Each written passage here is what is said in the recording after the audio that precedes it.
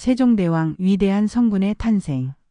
조선 역사상 가장 위대한 왕으로 꼽히는 세종대왕, 그의 탄생부터 성군으로 거듭나기까지의 여정을 담은 이야기입니다. 왕위에 오를 것이라 예상하지 못했던 셋째 아들이 어떻게 왕이 되었고, 어떤 시련과 고난을 극복하며 민족의 영웅으로 성장했는지 전해 내려오는 전설과 야담을 통해 조명합니다. 훈민정음 창제와 과학 발전의 배경이 된 세종의 인간적인 면모와 지혜, 그리고 백성을 향한 깊은 애정을 신이어 시청자들에게 감동적으로 전달합니다. 셋째 아들 충녕의 출생과 어린 시절, 왕이 될 운명을 암시하는 징조들. 태조 7년 양력 5월 한양의 한 집에서 한 아이가 태어났습니다. 그는 이방원의 셋째 아들 이도후의 세종대왕이 될 아이였습니다. 아이가 태어난 날 하늘에는 밝은 별이 유난히 빛났고 아이의 첫 울음소리는 맑고 힘차게 울려 퍼졌다고 합니다. 아이의 이름을 충녕이라 하겠소. 나라에 충성하고 백성을 평안케 할 아이가 될 것이요. 이방원은 아들을 품에 안으며 말했습니다. 당시 이방원은 아직 왕위에 오르지 않은 상태였고 이 아이가 후에 조선의 가장 위대한 왕이 될 것이라고는 아무도 예상하지 못했습니다. 어린 충녕은 형들과는 달리 특별히 뛰어난 면모를 보이지는 않았지만 책을 읽는 것을 무척 좋아했습니다. 다른 아이들이 밖에서 뛰어놀 때도 그는 종종 서재에 앉아 경전을 읽거나 시를 짓곤 했습니다. 저 아이는 참 이상하요. 왕족의 아들이면서도 검술이나 말타기보다 책을 더 좋아하다니. 신하들은 이렇게 수군거렸지만 충녕의 할아버지인 태조 이성계는 손자의 이런 모습을 특별히 아꼈다고 합니다. 내 손자 충녕이 책을 좋아하는 것은 좋은 징조다. 무력으로 세운 나라는 오래가지 못하지만 학문과 덕으로 다스리는 나라는 천년을 간다. 태조의 이 말은 후에 예언과도 같이 실현되었습니다. 충녕이 12살이 되던 해 그의 아버지 이방원이 조선의 제3대 왕 태종으로 즉위했습니다. 태종은 형제간의 치열한 왕위 다툼을 겪으며 왕이 되었기에 자신의 아들들 사이에서도 같은 비극이 반복되지 않기를 바랐습니다. 그런 태종에게 셋째 아들 충녕은 특별했습니다. 장남과 차남이 권력에 욕심을 내는 모습을 보일 때도 충녕은 오직 학문에만 열중했기 때문입니다. 어느 날 태종은 충녕을 불러 물었습니다. 너는 왕이 되고 싶지 않으냐? 충녕은 고개를 숙이고 대답했습니다. 아버님, 왕이 된다는 것은 백성의 삶과 죽음을 책임지는 무거운 자리입니다. 저는 그저 학문을 통해 진리를 깨닫고 그 지혜로 세상에 이바지하고 싶을 뿐입니다. 이 대답에 태종은 깊은 인상을 받았다고 합니다. 그리고 그날 밤 태종은 꿈에서 하늘의 계시를 받았다고 전해집니다. 꿈속에서 백발의 노인이 나타나 말했습니다. 충녕이야말로 조선을 빛낼 성군이 될 것이다. 그는 학문의 빛으로 백성들의 어둠을 밝힐 것이며 그의 지혜는 천년 후에도 기억될 것이다. 이 꿈을 꾼 후 태종은 충녕을 더욱 특별한 눈으로 보게 되었습니다. 충녕은 15살이 되던 해에 시몬의 딸과 혼인했습니다. 그의 아내는 현명하고 덕이 있는 여인으로 후에 소원왕후로 불리게 됩니다. 혼인 후에도 충녕은 변함없이 학문에 정진했으며 특히 백성들의 삶에 관한 책을 즐겨 읽었다고 합니다. 어느 날 충녕은 궁궐 밖으로 나가 민간의 생활을 살펴보게 되었습니다. 그곳에서 그는 글을 모르는 백성들이 많은 어려움을 겪는 것을 목격했습니다. 어찌하여 저 백성들은 글을 모르는 것입니까? 충녕이 수행원에게 물었습니다. 한자는 배우기 어려워 양반들만 주로 배우고 일반 백성들은 배울 기회가 없기 때문입니다. 이 대답을 들은 충녕의 마음에 깊은 생각이 자리 잡았습니다. 훗날 그가 훈민정음을 창제하게 될 씨앗이 이때 심어진 것이라고 전해집니다. 태종 18년 충녕이 21살이 되던 해에 뜻밖의 일이 일어났습니다.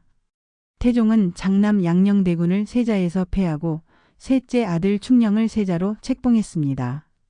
이는 많은 사람들에게 충격적인 결정이었습니다. 장남을 제치고 셋째 아들을 세자로 삼다니 참으로 이례적인 일입니다. 신하들은 이렇게 수군거렸지만 태종의 결정은 확고했습니다. 그는 충녕이야말로 왕이 될 자질이 있다고 믿었습니다. 세자가 된 충녕은 더욱 학문에 정진했으며 특히 백성들의 삶을 개선할 방법에 대해 깊이 고민했습니다. 그는 이미 이때부터 위대한 왕이 될 징조를 보이고 있었던 것입니다.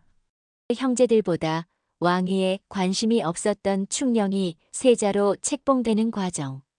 태종 18년 한양 경복궁의 어느 조용한 방에서 태종과 신하들이 비밀 회의를 하고 있었습니다. 안건은 세자 교체라는 당시로서는 매우 파격적인 결정이었습니다. 양령은 세자로서의 자질이 부족하다. 그는 사냥과 놀이에만 관심이 있고 정사에는 관심이 없다. 태종의 목소리에는 결연함이 묻어 있었습니다. 신하들은 고개를 숙인 채 감히 말을 꺼내지 못했습니다. 태종이 장남에 대해 실망한 것은 이미 널리 알려진 사실이었으나 세자를 바꾸는 것은 조선 건국 이후 전례 없는 일이었기 때문입니다.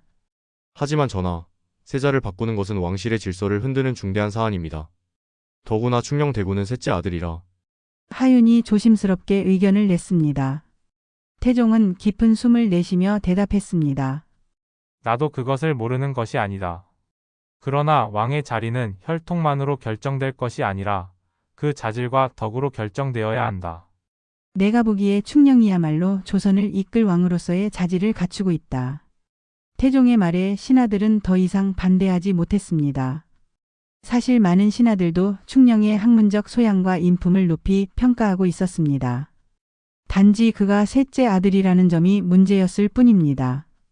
며칠 후 태종은 충령을 불러 자신의 뜻을 전했습니다.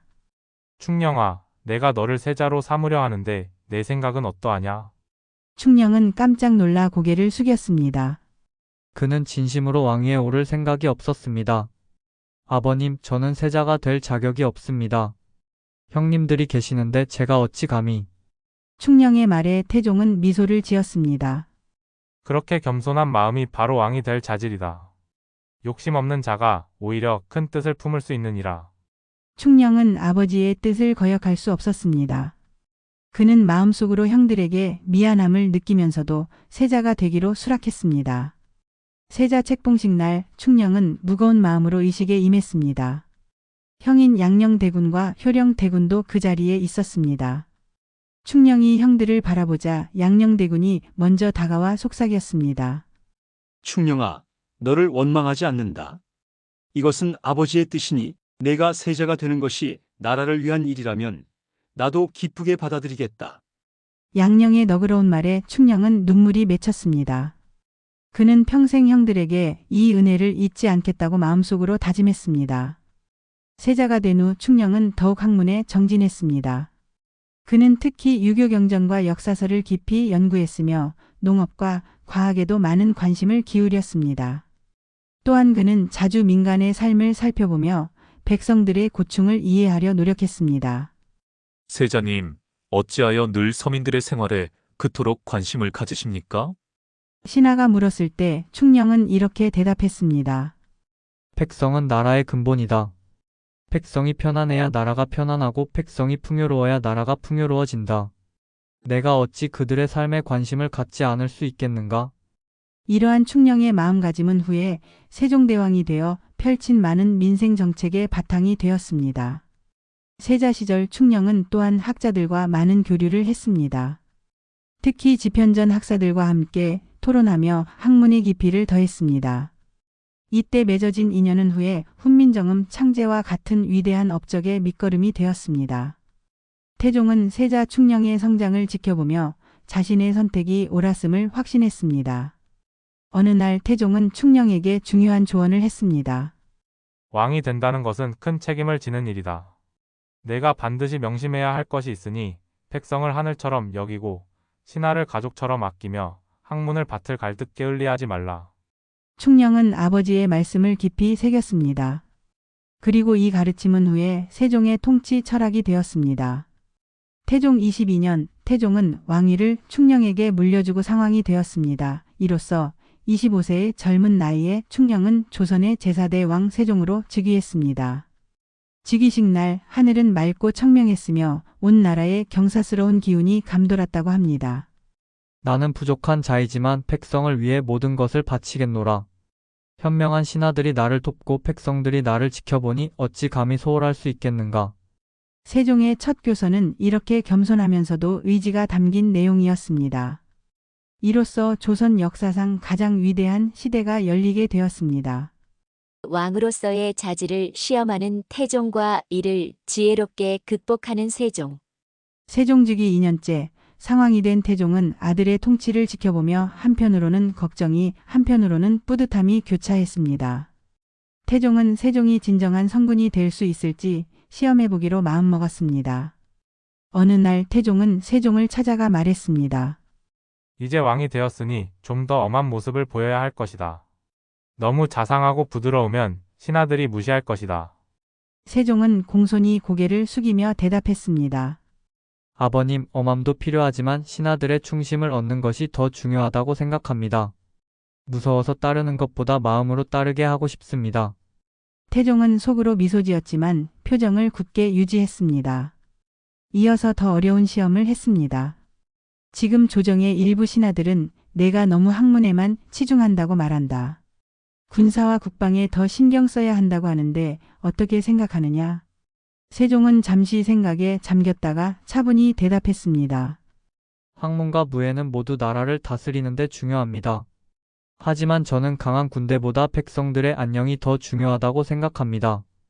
굶주리는 백성이 있다면 아무리 강한 군대도 소용없을 것입니다. 이 대답에 태종은 더욱 깊은 인상을 받았습니다. 하지만 그는 마지막 시험을 준비했습니다. 어느 날 밤 태종은 세종의 침소로 불쑥 찾아갔습니다. 세종은 한밤중에도 책을 읽고 있었습니다. 이렇게 늦은 시간까지 책을 읽느냐? 네, 아버님.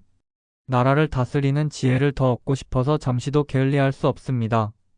태종은 조금 화난 척하며 말했습니다. 내가 듣기로는 네가 형 양녕대군이 요즘 술과 여색에 빠져 있다고 꾸짖었다던데 형을 비난하는 것이 왕으로서 옳은 일이냐? 이는 사실이 아닌 세종의 반응을 시험하기 위한 거짓말이었습니다. 세종은 놀란 표정으로 대답했습니다. 아버님, 저는 그런 말을 한 적이 없습니다. 형님에 대해 항상 존경심을 가지고 있으며 설령 형님께 조언할 일이 있더라도 남들 앞에서는 결코 하지 않을 것입니다. 태종은 세종의 정직함과 형제에 대한 의리에 크게 감동받았습니다. 그제서야 미소를 지으며 말했습니다. 내가 너를 시험한 것이다. 네가 진정한 왕의 자질을 갖추었음을 확인하고 싶었다.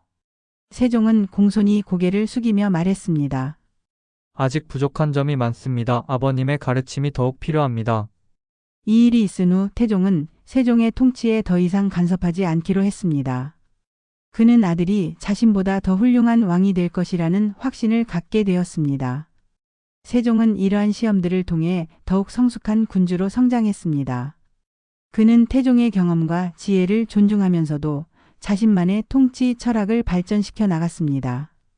특히 그는 백성들의 삶을 개선하는 데 모든 노력을 기울였습니다. 어느 날 세종은 궁을 나서 변장한 채 시장을 돌아보았습니다. 그곳에서 그는 그를 몰라 관리들에게 속고 있는 백성들을 보았습니다. 이 경험은 후에 훈민정음 창제의 중요한 계기가 되었습니다. 태종은 말년에 이렇게 말했다고 합니다. 내가 왕위를 물려준 선택을 후회한 적이 없다. 세종은 나보다 더 현명하고 더 자비롭고 더 위대한 왕이 될 것이다. 이 말은 예언처럼 실현되었습니다. 세종은 아버지의 시험을 통과하며 진정한 성군으로 성장했던 것입니다. 훈민정음을 만들게 된 결정적 계기와 반대를 무릅쓰고 완성하기까지. 세종 20년 깊은 밤 경복궁의 규장각 세종은 홀로 앉아 무언가를 골똘히 생각하고 있었습니다. 그의 앞에는 여러 종류의 문자와 소리에 관한 책들이 펼쳐져 있었습니다. 백성들이 자신의 생각을 글로 표현하지 못하는 것은 너무나 가슴 아픈 일이구나. 세종은 중얼거렸습니다. 오랫동안 그의 마음을 무겁게 하던 생각이었습니다. 한자는 배우기 어려워 양반들만 익힐 수 있었고 대다수 백성들은 문자 없이 살아가고 있었습니다. 다음 날 아침 세종은 집현전 학사들을 불러 모았습니다. 내 백성을 위한 글자를 만들고자 한다. 누구나 쉽게 배울 수 있고 우리말을 정확히 표현할 수 있는 글자를 말이다. 이 말에 학사들은 크게 놀랐습니다. 그중 최만리는 즉시 반대 의견을 표했습니다. 전하, 우리는 이미 한자라는 훌륭한 문자가 있습니다. 선비들은 모두 이를 통해 중국의 학문과 문화를 배우고 있습니다. 새로운 글자를 만드는 것은 불필요할 뿐만 아니라 오랑캐의 풍습을 따르는 행위가 될 것입니다. 다른 학자들도 대부분 동의했습니다. 그러나 세종의 마음은 이미 굳혀져 있었습니다. 학문은 선비들만의 것이 아니라 모든 백성의 것이어야 한다. 그를 모르는 백성들이 자신의 뜻을 펼칠 수 없다면 그것이야말로 가장 큰 불이다. 세종은 반대에도 불구하고 비밀리에 문자 연구를 시작했습니다. 성삼문, 박팽년, 신숙주 등 소수의 신뢰할 수 있는 학자들만이 이 비밀 프로젝트에 참여했습니다. 어느 날 밤 세종은 꿈에서 이상한 계시를 받았다고 합니다. 꿈속에서 하늘에서 내려온 노인이 그에게 말했습니다. 우리말의 소리는 하늘과 땅, 사람의 모습을 본떠 만들어라. 그러면 모든 백성이 쉽게 배울 수 있는 글자가 될 것이다. 세종은 이 꿈에서 영감을 얻어 자음과 모음의 기본 원리를 고안했다고 합니다.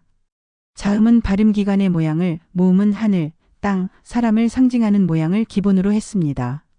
수년간의 연구 끝에 세종 28년 마침내 훈민정음이 완성되었습니다. 세종은 이를 발표하기 전 한 가지 시험을 해보기로 했습니다. 그는 궁궐의 청소부 할머니를 불러 새로 만든 글자를 가르쳤습니다.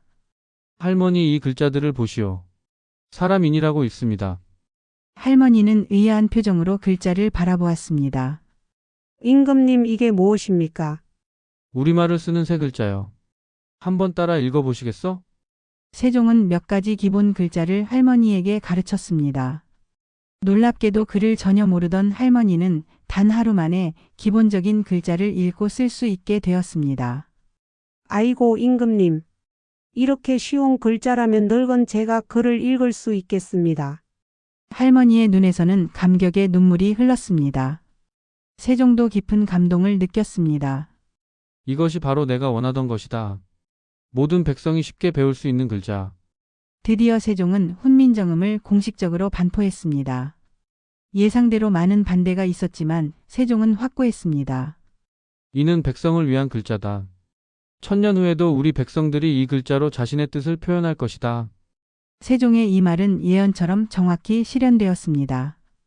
오늘날 한글은 세계에서 가장 과학적이고 우수한 문자로 인정받고 있으며 모든 한국인의 자랑이 되었습니다. 한글 창제는 단순한 문자 발명을 넘어 백성을 향한 세종의 깊은 사랑과 지혜의 결정체였습니다. 그것은 진정한 성군만이 할 수 있는 위대한 업적이었던 것입니다. 치국이, 해시계 등 과학 발명품 개발 과정과 그 뒤의 숨은 이야기. 세종 22년 여름 극심한 가뭄이 조선을 덮쳤습니다. 백성들은 농사를 짓지 못해 굶주림에 시달렸고 곳곳에서 기우제가 열렸습니다. 세종은 밤낮으로 고민하며 해결책을 찾고 있었습니다. 전하, 이번 가뭄은 하늘의 뜻입니다. 기우제를 더 많이 올려야 합니다. 대신의 말에 세종은 고개를 저었습니다. 기우제만으로는 부족하다. 비가 언제 얼마나 내리는지 정확히 알 수 있다면 농사를 더 잘 지을 수 있을 것이다. 세종은 장영실이라는 뛰어난 기술자를 불렀습니다. 장영실은 원래 노비 출신이었지만 세종이 그의 재능을 알아보고 등용한 인물이었습니다. 장영실, 비의 양을 측정할 수 있는 전에 없던 도구를 만들 수 있겠는가? 장영실은 공손히 고개를 숙이며 대답했습니다. 전하의 뜻을 받들어 최선을 다하겠습니다. 몇 달 후 장영실은 세종 앞에 특별한 도구를 가져왔습니다. 그것은 원통형 그릇으로 빗물을 받아 그 양을 측정할 수 있게 만든 것이었습니다. 이것이 바로 치국입니다. 이 그릇에 고인 빗물의 높이로 강수량을 측정할 수 있습니다. 세종은 크게 기뻐하며 치국이를 전국 각지에 설치하도록 했습니다. 이로써 조선은 세계 최초로 근대적인 강수량 측정 시스템을 갖추게 되었습니다. 치국이의 성공에 고무된 세종은 다른 과학기구들도 개발하기 시작했습니다. 해시계인 앙부일구, 물시계인 자경루 등이 그 예였습니다. 이런 발명품들은 모두 백성들의 삶을 더 편리하게 만들기 위한 것이었습니다. 어느 날 한 대신이 불만을 토로했습니다. 전하, 이런 기이한 도구들을 만드는데 너무 많은 국고가 쓰이고 있습니다. 또한 천민 출신 장영실 같은 자를 중용하시는 것도 신분 질서에 혼란을 줍니다. 세종은 단호하게 대답했습니다. 사람의 가치는 신분이 아니라 재능과 노력으로 평가해야 한다. 또한 이런 도구들은 결국 백성들의 삶을 개선하기 위한 것이다. 국고를 이보다 더 가치 있게 쓸 수 있을까? 이 일화는 세종의 실용적이고 혁신적인 정신을 잘 보여줍니다. 그는 전통과 권위에 얽매이지 않고 백성들의 실질적인 삶을 개선하는 데 주력했습니다. 세종은 의학 발전에도 큰 관심을 기울였습니다. 그는 향약집 성방이라는 의학서를 편찬하게 했는데 이는 우리나라에서 구할 수 있는 약재로 백성들이 쉽게 병을 치료할 수 있도록 하기 위함이었습니다. 중국 의서에만 의존하면 우리 백성들은 비싼 중국 약재를 구하지 못해 제대로 치료받지 못할 것이다. 우리 땅에서 나는 약재로 치료법을 개발해야 한다. 세종의 이러한 실용적 정신은 농업기술 발전에도 이어졌습니다. 그는 농사직설이라는 책을 만들게 했는데 이는 우리나라 실정에 맞는 농법을 정리한 것이었습니다. 세종은 이처럼 백성들의 실생활과 직결된 과학기술 발전에 힘썼습니다. 그의 이런 노력은 백성들의 삶을 실질적으로 개선하는 결과를 가져왔고 이것이 바로 그가 세종대왕으로 칭송받는 중요한 이유 중 하나입니다. 어느 날 세종은 장영실에게 물었습니다. 그대는 왜 이런 도구들을 만드는가? 장영실은 공손히 대답했습니다. 백성들의 삶이 조금이라도 나아지길 바라는 마음에서입니다. 전하께서 그러하신 것처럼요. 세종은 미소 지으며 고개를 끄덕였습니다. 그들은 신분은 달랐지만 백성을 위하는 마음만은 같았던 것입니다. 만년의 세종, 후대에 전해지는 그의 지혜와 인간미에 관한 전설들. 세종 30년, 세종은 이제 50대 중반에 접어들었습니다. 오랜 집무로 인해 그의 건강은 많이 악화되어 있었고 특히 눈병이 심해 글을 읽기 어려운 상태였습니다. 그럼에도 불구하고 세종은 쉬지 않고 정사를 돌보았습니다. 어느 날 신하들이 걱정스러운 표정으로 세종에게 말했습니다. 전하, 몸을 좀 돌보셔야 합니다. 이렇게 무리하시면 건강이 더 나빠질 것입니다. 세종은 미소를 지으며 대답했습니다. 내가 쉬는 동안 백성들의 고통도 쉬는 것이 아니다. 내가 눈을 감는 순간까지 할 수 있는 한 백성들을 위해 일하겠다. 이 말은 세종의 통치 철학을 잘 보여줍니다. 그는 왕의 자리를 권력이 아닌 책임으로 여겼고 끝까지 그 책임을 다하고자 했습니다. 세종의 만년에는 여러 감동적인 일화가 전해집니다. 그중 하나는 눈병이 심해 글을 읽기 어려운 상황에서도 훈민정음의 보완 작업을 계속했다는 이야기입니다. 내 눈은 침침하지만 백성들이 더 쉽게 글을 배울 수 있도록 하는 일은 멈출 수 없다. 세종은 또한 만년에 음악에 큰 관심을 기울였습니다. 그는 우리나라 고유의 음악을 발전시키고자 했고 직접 작곡까지 했다고 전해집니다. 이것은 세종이 단순한 통치자가 아니라 문화의 창조자였음을 보여줍니다. 세종 31년 건강이 크게 악화된 세종은 신하들을 불러 마지막 당부를 했습니다. 내가 이루지 못한 뜻이 아직 많다. 훈민정음이 널리 퍼져 모든 백성이 그를 알게 되고 과학기술이 발전하여 백성들의 삶이 더 나아지길 바란다. 무엇보다 백성을 사랑하는 마음을 잊지 말아라. 세종은 재위 32년 만에 승하했습니다. 온 나라가 슬픔에 잠겼고 백성들은 자발적으로 거리에 나와 애도했다고 합니다. 그것은 진정한 성군에 대한 백성들의 진심 어린 사랑이었습니다. 세종이 남긴 업적은 헤아릴 수 없이 많습니다. 훈민정음 창제, 과학기술 발전, 농업개혁, 법률 정비, 음악과 문학의 발전 등 조선의 문화와 제도는 세종시대에 거의 완성되었다고 해도 과언이 아닙니다. 그러나 세종의 가장 큰 업적은 백성을 사랑하는 마음이었습니다. 그는 모든 정책과 결정에서 항상 백성을 최우선으로 생각했습니다. 이것이 바로 그가 세종대왕으로 존경받는 가장 큰 이유입니다. 세종이 승하한 후 많은 전설이 그를 중심으로 만들어졌습니다. 어떤 이야기는 세종이 밤중에 변복하고 나가 직접 백성들의 삶을 살폈다고 하고 또 어떤 이야기는 세종의 꿈에 나타난 하늘의 계시로 훈민정음을 만들었다고 합니다. 이러한 전설들은 비록 사실과 다를 수 있지만 세종에 대한 백성들의 존경과 사랑을 잘 보여줍니다. 세종은 역사적 인물을 넘어 우리 민족의 마음속에 이상적인 지도자의 상징으로 자리 잡게 되었습니다. 오늘날까지도 세종대왕은 우리에게 큰 영감을 줍니다. 그의 백성사랑, 실용정신, 창의력, 겸손함은 현대 지도자들에게도 필요한 덕목입니다. 세종이 꿈꾸던 모든 백성이 행복한 나라는 오늘날에도 여전히 우리가 추구해야 할 이상인 것입니다. 여러분, 오늘 들려드린 세종대왕, 위대한 성군의 탄생 이야기는 어떠셨나요? 셋째 아들로 태어나 왕위에 오를 것이라 예상하지 못했던 충녕이 어떻게 조선의 가장 위대한 왕, 세종대왕이 되었는지 살펴보았습니다.